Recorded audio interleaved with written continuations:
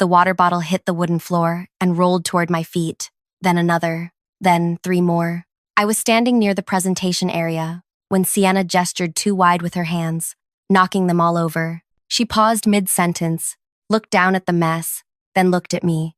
"Could you get those?" Not a question, a command. I bent down and started gathering them. The entire room watched. 43 people from Ashford Home Collection, the place I'd worked at for 11 years. We were 3 hours into the mountains at some retreat center, supposedly here to celebrate the upcoming launch of their new collection. Sienna was presenting her ideas for the launch party. She was 26. Her father owned the whole operation. "Sorry, everyone. Where was I?" She laughed, stepping over me while I crawled around collecting bottles. "Oh, right, the gift bags for the event." Someone snickered. I kept my head down, reaching for a bottle that had rolled under a chair. My knees pressed against the wood floor. I could feel everyone watching. "You know what this reminds me of?" Sienna's voice rang out. "My dog. My golden retriever, actually." A few people laughed, unsure where she was going. "No, seriously. I taught Bruno to fetch in 2 days. 2 days. And he brings things back to me perfectly." She paused. "You've been here for what? Over a decade? And you're still doing simple tasks like picking up after people?" The room erupted. Not small laughs, big ones, the kind that make your shoulders shake. I looked up from the floor. She was smiling down at me, arms crossed, looking pleased with herself. "My dog is literally smarter than you." More laughter, louder this time. I turned my head toward her father, Harold, who sat in the front row. He was grinning, his face red from laughing. He didn't say anything, didn't tell her to stop, just sat there, enjoying it.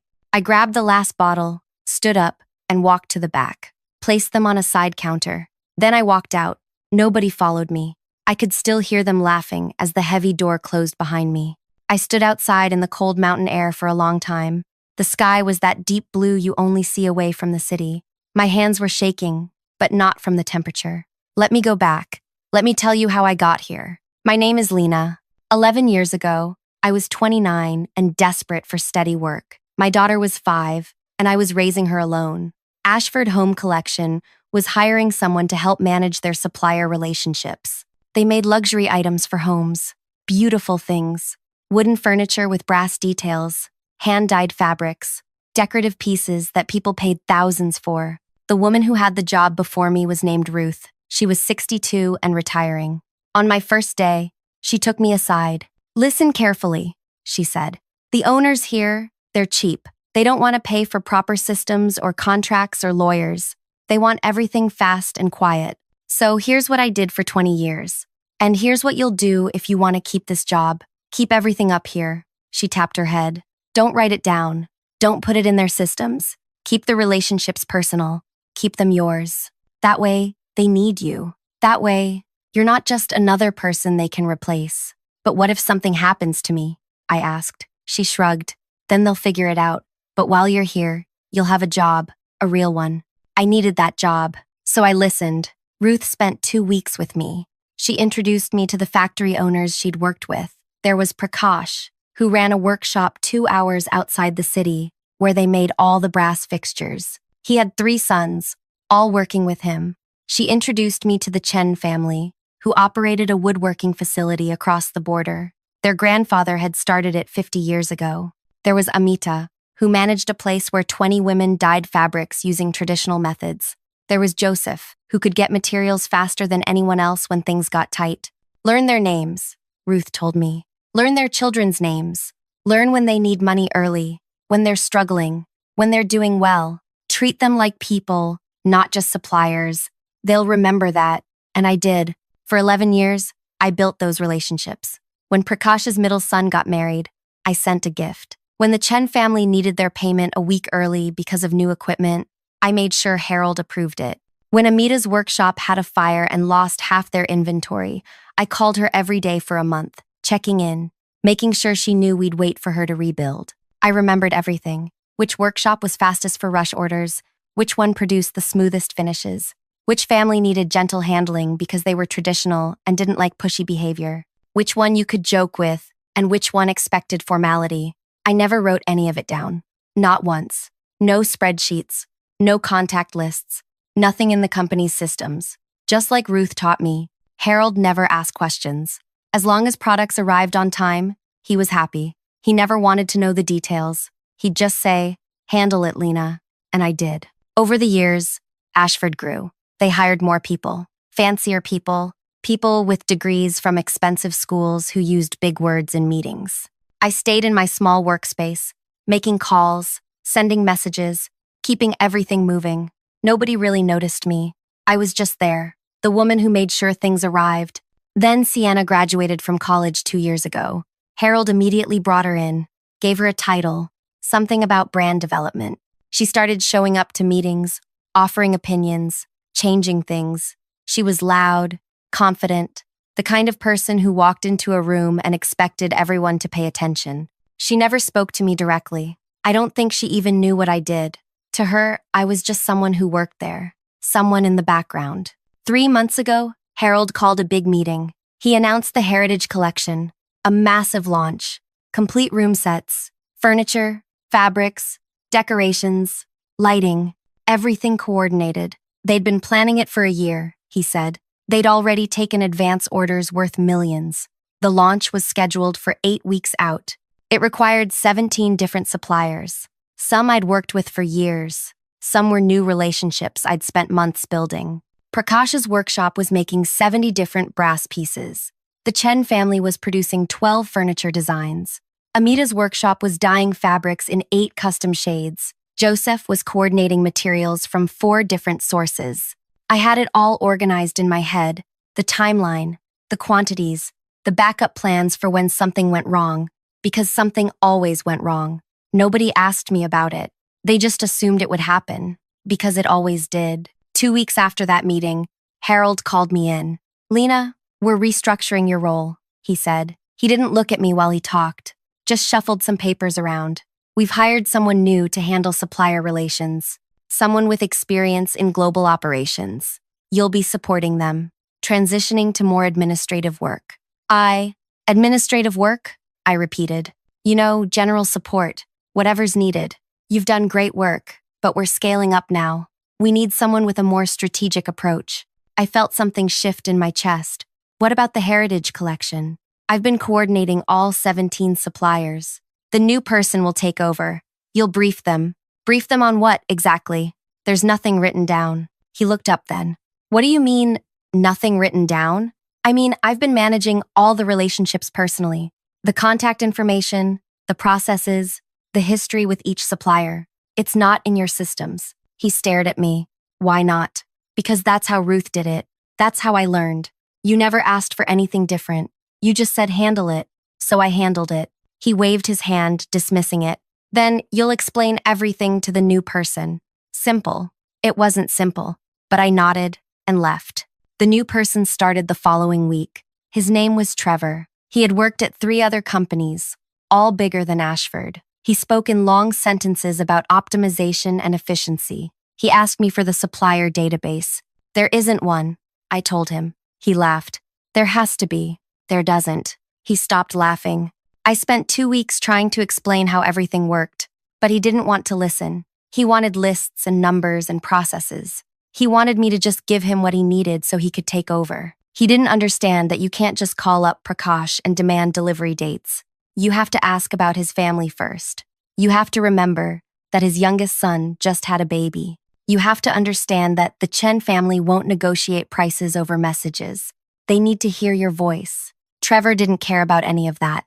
After 2 weeks, he told Harold I wasn't being cooperative. So there I was at the retreat, still technically employed, but pushed aside, watching Sienna give presentations, picking up her mess, being compared to her dog. I stood outside that retreat center for 20 minutes. Then I got in my car and drove home. 3 hours through the mountains, alone, with my thoughts. On Monday morning, I walked into Ashford at 8 o'clock. I went straight to Harold's workspace and handed him a single piece of paper. "This is my resignation, effective immediately." He looked confused. "What? Why?" "Look, if this is about what Sienna said, it's not about what she said. I'm done. That's all. But the Heritage Collection launches in 6 weeks. Trevor is still learning. That's not my concern anymore." I turned and walked out, packed up my small workspace. 11 years fit into 2 boxes. I carried them to my car and drove away. Thank you for listening this far. I know this might seem like just another workplace story, but what happened next changed everything. Before I continue, I want to ask you something. Where are you listening from right now? Drop your city or country in the comments. It means a lot to know you're there. Now, back to what happened. I went home and slept for 12 hours straight. When I woke up, my daughter was sitting on my bed. Mom, why are you home? It's Tuesday. Tuesday. I'd slept through Monday night. I sat up, rubbed my eyes. I quit my job, sweetheart. She was 16 now, old enough to understand. The place you've been at forever? That one. Why? Because they didn't respect me, and I stayed too long already. She hugged me, didn't ask more questions, just hugged me. I spent that whole week at home. I cleaned everything, organized closets I'd been ignoring for years, cooked actual meals instead of throwing together whatever was quick. I slept late. I didn't check my phone. It felt strange. 11 years of waking up thinking about shipments and delivery schedules and which supplier needed a call that day. Now, nothing. Just quiet. My phone rang constantly that first week. I didn't answer. 12 calls from Harold, 8 from Trevor, even a few from other people at Ashford. I let them all go to messages. The messages started polite. Lena, please call us back. We need to discuss your transition. Then they got more urgent. Lena, we really need your help with the supplier contacts. Please respond. Then desperate. Lena, the Heritage Collection is in serious trouble. We'll pay you for consultation. Name your price. I deleted them all. On Friday afternoon, someone knocked on my door. I looked through the window. Trevor. He looked terrible. His shirt was wrinkled, hair messy. I almost didn't open it, but something made me curious. What do you want? I asked through the door. Please, Lena, just talk to me for 5 minutes. I opened it but didn't invite him in. Just stood there in the doorway. Everything's falling apart, he said. I can't find any of the suppliers. The files don't exist. Nobody has contact information. The few numbers I found, when I call them, they don't know who I am. They keep asking for you. That's unfortunate. Please, just give me the contact list. That's all I need. I'll figure out the rest. There is no contact list. His face went red. Stop lying. You have to have something written down. Nobody works with 17 suppliers and keeps it all in their head. I did. That's insane. That's not how professionals work. I shrugged. Maybe not, but that's how I worked. And it worked fine for 11 years. Harold will pay you whatever you want. Just help us. The launch is in 5 weeks. I'm not interested in helping. Have a good day, Trevor. I closed the door. He stood there for a few more minutes, then left. The following week, I started getting calls from the suppliers themselves. Prakash called first. Lena, what's happening? Some man called me yesterday asking about brass fixtures. He was rude, didn't even ask how I was doing, just demanded to know about production schedules and pricing. I don't work there anymore, Prakash. Silence. Then, you left Ashford? I did. But who will I work with now? I don't know. They hired someone new.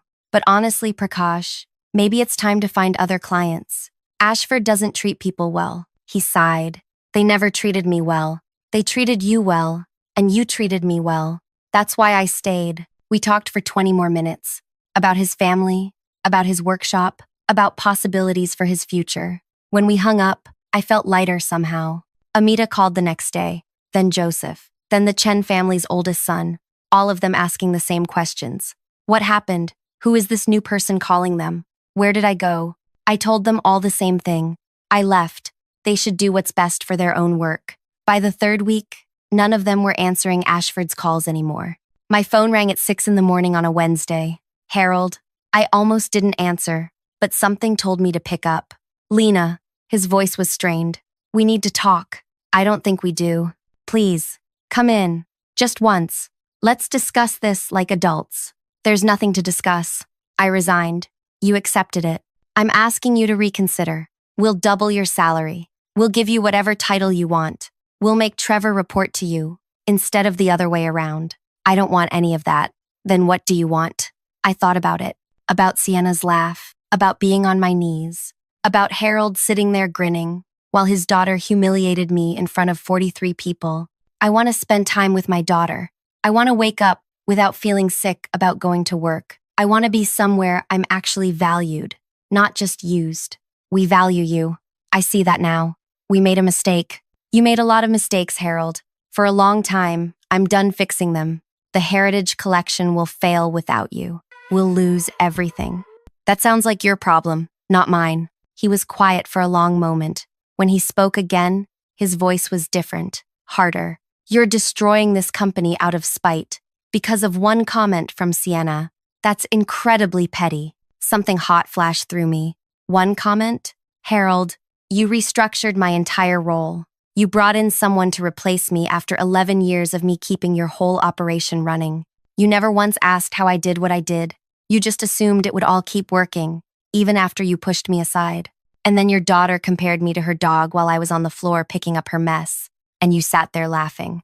So no, this isn't about one comment. This is about 11 years of not being seen. I hung up. My hands were shaking, but it felt good. Really good. 3 days later, Amita called me. Lena, I got a strange call today from a lawyer representing Ashford. They said I'm contractually obligated to fulfill orders for them, but I never signed any contract with Ashford. I only worked with you on trust. That's because there are no contracts, I told her. Harold kept everything informal to save money. He can't force you to do anything. That's what I thought. I just wanted to check with you first. You don't owe them anything, Amita. She laughed. Good. Because that man, Trevor, was so unpleasant. I have plenty of other work now anyway. Over the next few days, I heard similar stories from other suppliers. Ashford was trying to pressure them legally, but there was nothing to enforce.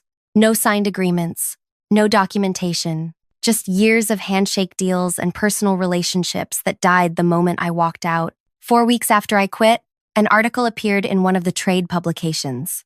Luxury brand Ashford Home Collection cancels major launch. The article talked about production issues and supplier problems. It mentioned disappointed customers demanding refunds for advance orders. It estimated the company's losses in the millions. I read it twice, felt nothing. No satisfaction, no guilt, just nothing. My daughter came home from school and found me on the couch with my laptop. What are you doing? She asked, looking at job postings. Already. Money doesn't last forever, sweetheart. I need to work. She sat down next to me. Are you going to find another place like Ashford? No, I'm going to find somewhere that actually values the people who work there. Somewhere that sees what I can do and appreciates it. Good, she said. You deserve that. I smiled. She was right. 2 days later, I got a call from an unknown number. I almost didn't answer, but it wasn't an Ashford exchange. So I picked up. Hello. Is this Lena? Yes. My name is Katerina. I run a company called Belmont Trading. We connect craftspeople and small manufacturers with retailers. I heard about you through Prakash. He spoke very highly of your work. I sat up straighter. Oh? He said you spent 11 years building relationships with suppliers across multiple countries. That you understood not just the work side, but the human side. That suppliers trusted you completely. Is that accurate? I suppose it is. I'd like to meet with you. We're expanding, and we need someone who can manage supplier relationships the right way. Not just contracts and numbers, but real relationships. Would you be interested in discussing it? I thought about Ruth all those years ago. Keep it in your head. Make yourself irreplaceable. But maybe there was another way. Maybe I could build something better. Something where the relationships mattered, but weren't held hostage. Yes, I said. I'd be interested. We met the following week. Katerina's operation was smaller than Ashford, but growing fast. She introduced me to her team. 7 people, all around my age, all serious about their work. She explained what they did, how they helped small workshops and family operations connect with buyers who would treat them fairly. Too many companies exploit these craftspeople, she said. They demand fast work, low prices, no contracts to protect the makers. We want to do it differently. Fair agreements, fair prices, long-term relationships built on respect. That sounds good, I said. Prakash told me what happened at your last place. The way they treated you, that won't happen here. Everyone on my team is valued. We're building something together. She offered me a position. The salary was less than Ashford had been paying, but not by much. The title was Partnership Director. I'd work with craftspeople and manufacturers, building relationships. But this time, everything would be documented properly, protected, not just living in my head. I accepted. On my last day before starting the new job, I took my daughter out for dinner, just the two of us at a small place near our home. We ordered too much food and talked about everything and nothing. "I'm proud of you, Mom," she said suddenly. "For what?" "For leaving. For not letting them treat you badly anymore. A lot of people would have stayed. I stayed for a long time. Too long. But you left eventually. That counts." We finished eating and walked home slowly. The air was warm, the streets quiet. I felt lighter than I had in years. Starting at Belmont felt right from day one. Katerina introduced me to suppliers they already worked with. I reached out to Prakash, Amita, Joseph, the Chen family. They were all excited to work together again, this time through a company that would treat them fairly. Within 2 months, Belmont signed agreements with all 17 workshops I'd spent years building relationships with. Real agreements, with fair terms for everyone. I heard through Prakash that Ashford was struggling badly. The Heritage Collection failure had damaged their reputation. Big retailers were canceling orders. Harold had to let people go. "They're trying to sell the whole company," Prakash told me. "Nobody wants to buy it, though. Not after everything that happened." I didn't ask more questions.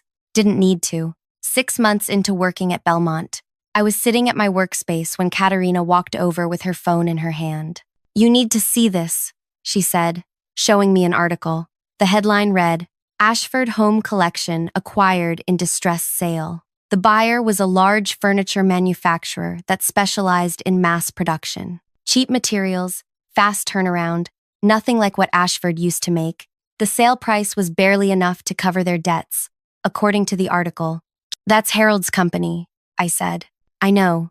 Prakash told me about what happened there, about why you left." I handed her phone back. "It's in the past. Still must feel like something, seeing it end that way." I thought about it. Mostly, I feel sad for the people who worked there and did nothing wrong. They lost their jobs because Harold made bad choices. She nodded. "We're hiring, you know.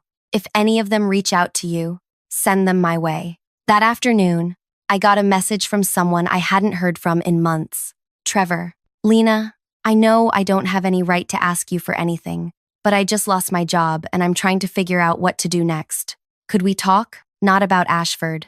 About how you built relationships with suppliers. I realize now I didn't understand what you were actually doing. I'd like to learn." I stared at the message for a long time. Part of me wanted to ignore it, but I remembered being 29 and desperate for work. I remembered Ruth taking the time to teach me, even though she was retiring and didn't have to. I wrote back, "Call me tomorrow afternoon." We talked for an hour. He apologized for how he'd treated me, for not listening, for thinking his fancy experience made him better at the work than someone who'd been doing it for years. "I thought it was all about processes and systems," he said. "I didn't realize it was about people, about actually caring whether Prakash's son just had a baby, about remembering that the Chen family doesn't like negotiating over messages. I thought those details were just small talk. They're not small talk. They're the actual work. I see that now.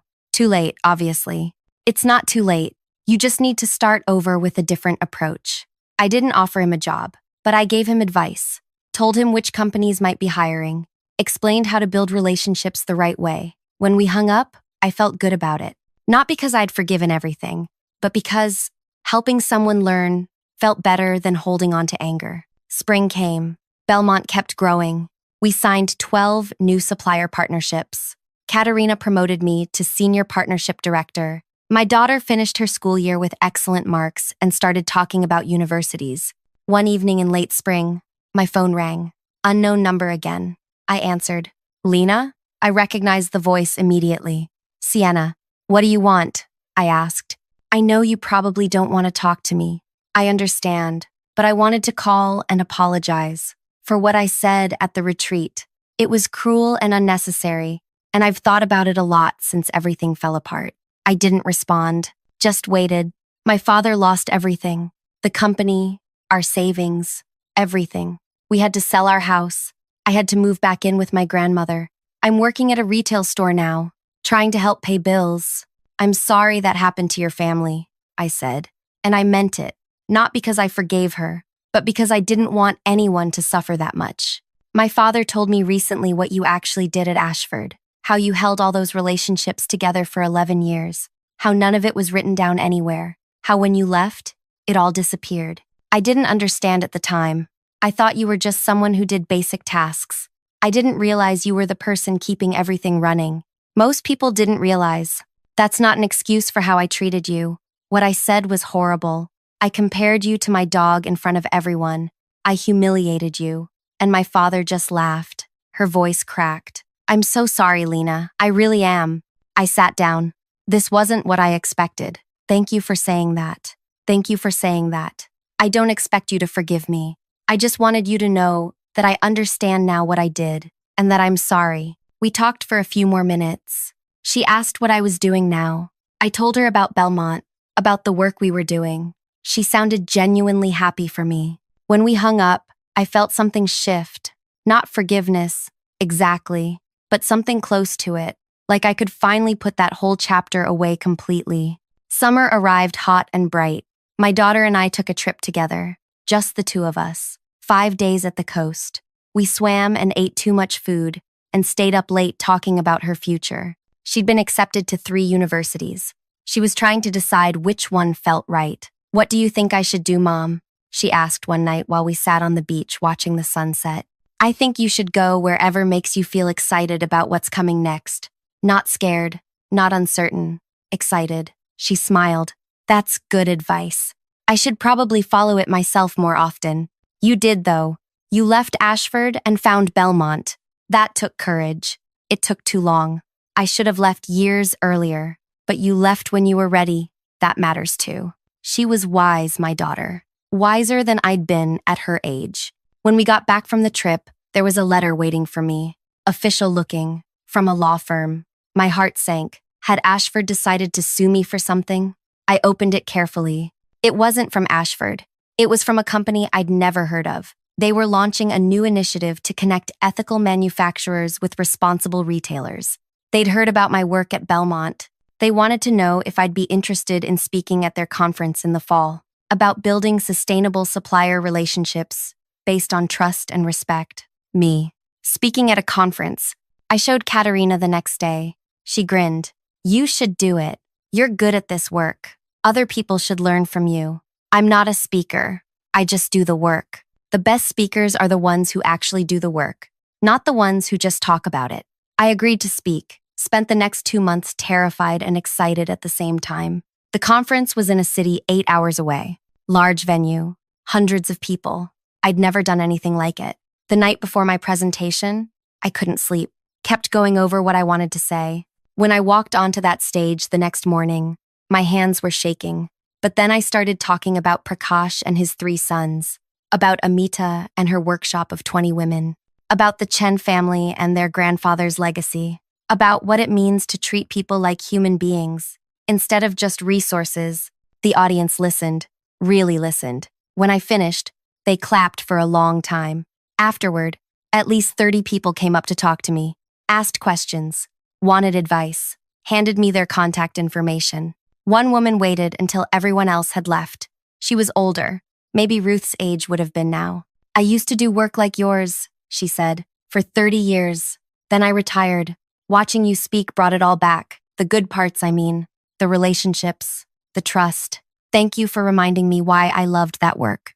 I hugged her, this stranger who understood exactly what I did and why it mattered. Flying home, I thought about the past year, about everything that had changed, about how being compared to a dog had somehow led to this, to work I loved, to respect I'd earned, to a future that felt bright instead of heavy. My daughter picked me up from the airport. How did it go? She asked. Really well. Better than I expected. I knew it would. You're good at what you do, Mom. Finally, other people are seeing it too. At Belmont, things continued growing. We expanded into 2 new countries, hired 6 more people. Katerina made me a partner in the company. Actual ownership, not just a title. My name on the building. One afternoon in late fall, I was reviewing some agreements when my phone buzzed. A message from a number I didn't have saved but recognized immediately. Harold. Lena, I know I have no right to contact you, but I wanted to let you know that I've been thinking a lot about my mistakes over the past year, about how I treated you and others. I'm working with a small furniture maker now, just helping in their workshop, learning the craft side of things. I should have learned it years ago. Anyway, I wanted to say thank you for the 11 years you gave to Ashford. You deserved so much better than how we treated you. I hope you're doing well. I read it 3 times, didn't respond, but I didn't delete it either, just left it there. By winter, my daughter had chosen her university. She'd be leaving in 8 months. We spent more time together, just the 2 of us, cooking together, watching shows, talking about everything. Are you scared? I asked her one night. About leaving? A little, but mostly excited. Like you said, that's how you know it's right. You're going to do amazing things. I learned from the best, she said, squeezing my hand. The year ended quietly. Belmont closed out with the strongest numbers we'd ever had. Katerina threw a small party for everyone. We ate and laughed and celebrated what we'd built together. A company where people mattered, where relationships were real, where nobody had to keep everything in their head just to feel irreplaceable. Because being replaceable wasn't the threat. Being undervalued was. On the last day of the year, I sat down and wrote a list. Not of goals or resolutions, just things I'd learned. That staying somewhere that doesn't value you will eventually break you. That walking away is sometimes the bravest thing you can do. That the relationships you build matter more than the systems you create. That being underestimated can be painful, but it can also be fuel. That teaching someone who wronged you takes more strength than punishing them. That your worth isn't determined by how others see you, but by how you see yourself. I folded the list and put it away. Didn't need to read it again. It was already part of me now. Sienna's dog might have learned to fetch in 2 days, but I spent 11 years learning how to build something real, how to create trust, how to see people as people, not just resources. And when everything fell apart for Ashford, those relationships, that trust, that way of seeing people came with me. They couldn't take that away because it was never theirs to begin with. It was always mine. Thank you so much for listening to my story all the way through. If this resonated with you, if you've ever felt unseen or undervalued at your work, I'd love to hear from you in the comments. And if you enjoyed this story, please hit that like button and subscribe. It really helps me share more stories like this one. Thank you again. I hope wherever you are, you know your worth.